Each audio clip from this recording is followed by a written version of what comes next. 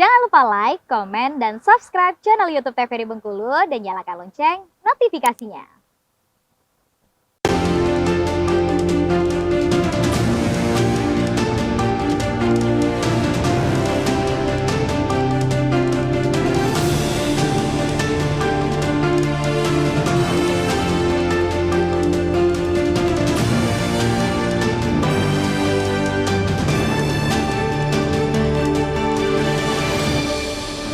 Baik, kembali pemirsa di Berita TVRI Bengkulu untuk hari ini Selasa 5 September 2023 tentunya.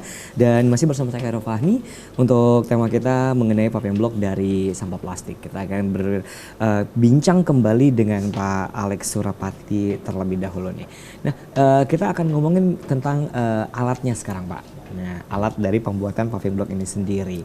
Nah, ini alatnya sendiri dibuat secara khusus atau emang udah ada ide muncul awalnya itu seperti apa untuk pembuatan alatnya ini sendiri?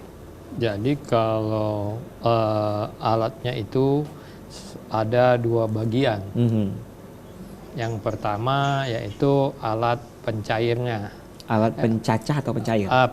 Pencacah dulu. Oke. Pencacah. Jadi guna dicacah itu supaya ukuran dari plastik tadi mengecil.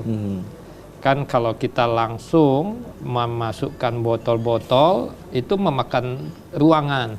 Tapi kalau alat plastik tersebut kita cacah, maka plastik itu akan menjadi kecil-kecil. Iya. Kecil-kecil tergantung keinginan kita sebesar apa. Kan di alat yang saya buat itu, alat pencacahnya itu ada ukurannya, saringannya.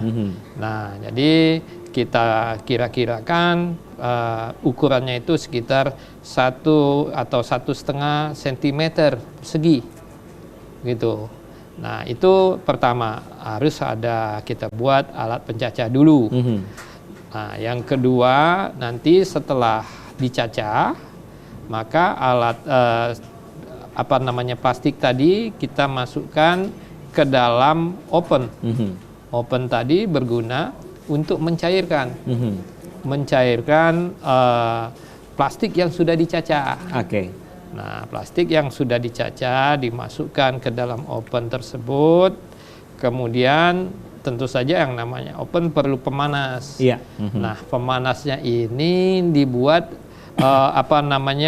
dengan menggunakan bahan bakarnya. Jadi kita menggunakan barang bekas semua. Bahan bakarnya itu oli bekas. Oke. Oli bekas, kemudian bahan yang kita olah juga barang bekas, plastik bekas, gitu kan. Jadi memang benar mengatasi masalah lingkungan. Nah, jadi oven tadi yang sudah diisi dengan plastik cacahan tadi, kita panaskan bawahnya dengan menggunakan kompor yang bahan bakarnya menggunakan oli bekas. Oke. Nah, kemudian setelah dipanaskan maka plastik tadi akan mencair. Plastik mencair, kita bisa cairannya tadi bisa kita masukkan ke cetakan seperti apa yang kita mau. Oke. Seperti misalnya di sini masih kita buat paving block, tapi sebenarnya bisa lebih dari itu. Oke. Jadi kalau kita misalnya mau meningkatkan nilai jual dari sampah plastik tadi, kita bisa misalnya mau buat bodi motor atau bumper mobil. Kan itu semua dari plastik, tinggal cetakannya saja. Oke, baik. Gitu, tinggal kreativitas berarti, kita. Yang saya tangkap di sini berarti setelah yang namanya proses dari pencairan plastik tersebut, bahan bakunya ini sini terserah kita mau cetaknya jadi apa gitu ya. Nah, benar. saat ini itu untuk pencetakannya sendiri dilakukan untuk pencetakan dari paving block itu Itu sendiri. yang paling mudah untuk paving block dulu. Oke, baik, luar biasa. Nah, untuk proses pemanasannya sendiri ini berapa lama dilakukan ya, Pak? Oke, dari percobaan-percobaan yang sudah kami lakukan, proses pemanasannya ini sebenarnya tergantung jenis plastik yang dimasukkan.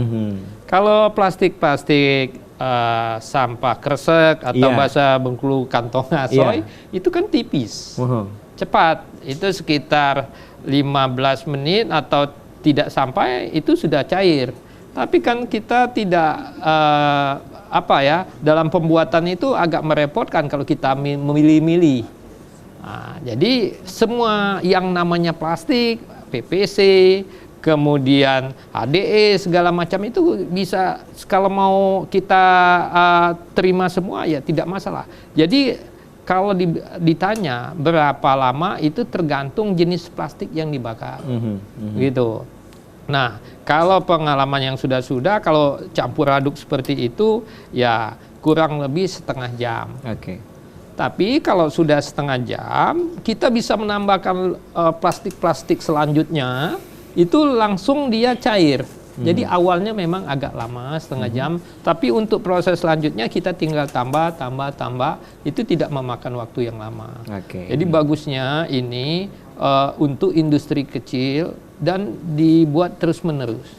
Oke, nah di layar kaca juga udah ada itu tentunya untuk pembuatan dari limbah plastik. Ini proses pembakaran ya Pak? Iya, Oke. itu di dalam open. Oh ini udah di dalam open ini? Oke. Ini udah di dalam open untuk proses dari pencairan ya? Iya, benar. Oke, pencairan dari plastik yang sudah dipilah-pilih tadi tentunya. Nah itu proses apa itu? Nah ini yang tadi kita itu mengeluarkan bahan bakarnya Oke. untuk kompor. Aha. Nah kalau sekarang yang proses ini nampak plastik sudah mencair. Nah itu plastik yang sudah mencair yang itu? Nah ini plastik keluar ini, Oke. mencair, masuk ke cetakan. Oke, baik. Ya, itu. Oke. Nah ini apa namanya sudah jadi, direndam. Nah ini hasil jadinya dari paving block tadi. Jadi tinggal kita mau cetak jadi apa.